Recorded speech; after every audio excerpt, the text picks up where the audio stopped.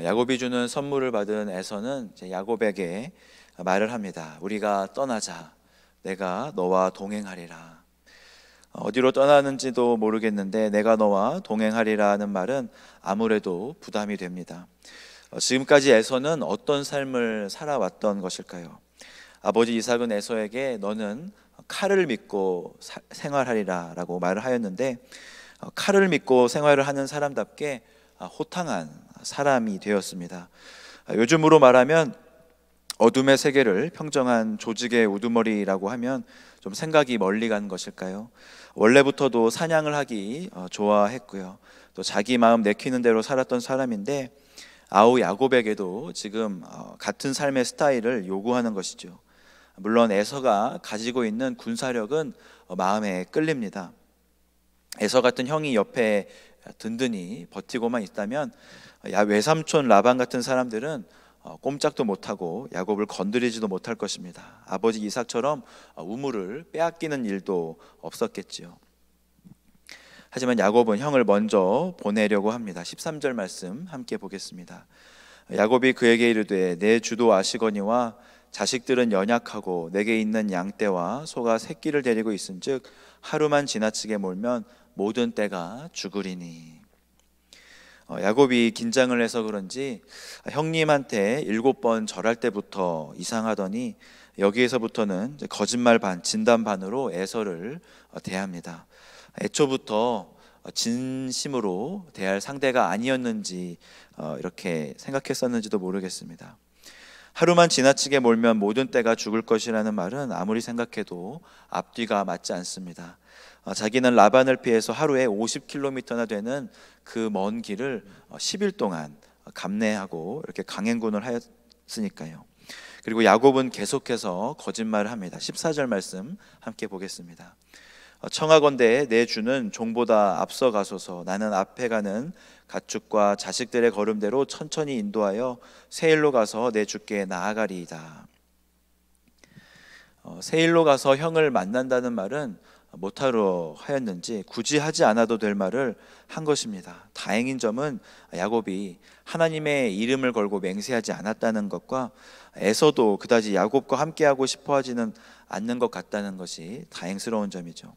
만나서 울고 이 자녀들은 누구냐고 묻고, 그 다음에 이 떼들은 무엇이냐 묻고, 또 마지못해 선물을 받은 후에 이곳을 떠나자 하는 모습을 보면 지루한 것을 참지 못하고 대화보다는 행동이 빠르고 그렇게 시원시원했던 사람인 것 같습니다.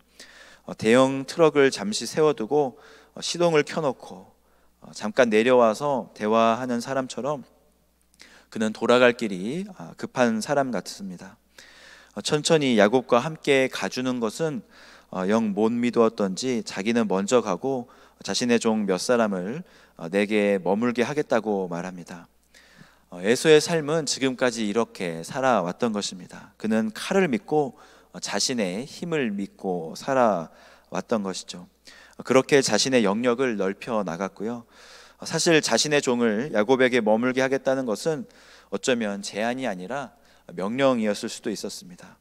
동생이 아니라 다른 사람 같았으면 아마 그 자리에서 모든 재산을 빼앗고 또 목숨을 그 사람이 부지했는지도 모르겠습니다. 400명의 칼을 찬 사람들 앞에서 그 누가 감히 그 제안을 거절할 수 있었겠습니까?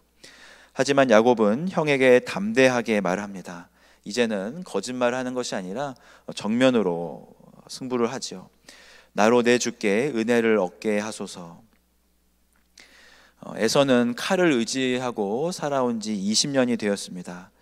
자기 밑에 있는 사람이 신뢰를 할지 배신을 할지 그 말이 사실인지 거짓인지를 판단하는데 눈치만 보고 판단할 수 있는 그는 도가 텄습니다.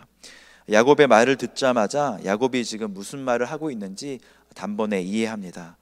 야곱은 눈빛으로 형에게 이야기하는 것입니다. 형님 용서해 주세요. 저는 형님을 따라갈 수 없습니다. 동생의 결의를 느낀 에서는 아무 말 하지 않고 자기의 동생을 놓아줍니다. 마음속으로는 동생이 세일로 와서 자기와 함께 생활하기를 바랬겠지요. 하지만 따라오지 않는다 해도 놓아주기로 결정을 하고 그는 그날로 세일로 돌아갑니다. 사나이들의 이야기가 끝이 나고 야곱은 가족들을 이끌고 숫곳에 이르게 됩니다. 숫곳은 야복 강가에서는 북쪽으로 1.6km 떨어진 곳에 위치하는데요. 에서가 살고 있는 세일로부터는 완전히 반대의 길이었습니다. 세일로 가려면 남쪽으로 가야 했고요, 숫곳으로 가려면 북쪽으로 가야 했습니다.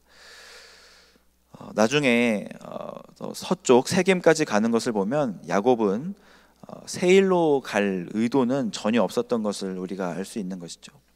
야곱은 숫곳에서 집들과 우릿간을 지었다고 성경은 기록하는데, 우릿간은 잠시 머물 오두막과 같은 곳이었습니다. 야곱은 그곳에서 잠시 체류를 한 후에 더 서쪽으로 나아갑니다. 요단강을 건너 세겜 땅까지 나아가는 것이죠. 세겜은 어떤 곳입니까? 나중에 또 나오겠지만 세겜도 안전한 곳은 아니었습니다. 그런데 18절 말씀해 보면 야곱은 이곳에 평안히 이르렀다고 말합니다. 18절 말씀 함께 보겠습니다. 야곱이 밧단 아람에서부터 평안히 가나안 땅 세겜 성읍에 이르러 성읍 앞에 장막을 치고. 밧단 아람은 외삼촌 라반의 집인데요, 그곳에서부터 이제 세겜까지 평안히 왔다고 성경은 기록합니다. 사실 외삼촌 라반의 집에서 도망칠 때부터 한순간도 평안했던 적이 없었던 것 같은데, 하지만 믿음의 눈으로 바라보면 그는 단 한 번도 위기의 순간이 없었던 것입니다. 하나님의 군대 마하나임이 에서의 군대 앞에 버티고 있었고요, 또 하나님의 말씀이 외삼촌 라반에게 임했었고요, 또 야곱이 홀로 있었을 때 하나님은 그에게 찾아오셔서 위로하시고 용기를 불어 넣어 주셨습니다. 그 누가 하나님을 위협할 수 있고 그 누가 하나님께 대항할 수 있겠습니까? 하나님이 우리와 함께 하시면 우리의 어떠한 인생에도 위기는 없는 것입니다. 우리의 삶에도 참 많은 풍파가 있는 것 같습니다. 모두 그날이 그날 같고 다람쥐 쳇바퀴 굴러가는 그런 날 같은데도 자세히 들여다보면요, 어떤 날도 우리를 가만히 내버려둔 날이 없지요. 우리의 여정을 다 마치고 눈을 감는 날, 이 바람은 멎을 것입니다. 하지만 바람 잘 날 없는 이 세상에서 힘차게 살 수 있는 이유는 하나님이 우리를 인도하시기 때문입니다. 하나님의 인도하심을 따라 사는 인생을 우리는 평안하다고 말할 수 있을 것입니다. 야곱은 베크시타에 돈을 주고 그곳에 땅을 샀고요, 그곳에 장막을 쳤습니다. 땅을 샀다는 말은요, 그곳에 오래 머물겠다는 뜻이고, 땅을 팔았다는 것은 그곳의 추장 세겜이 야곱 가족에 대하여 매우 호의적이었다는 뜻입니다.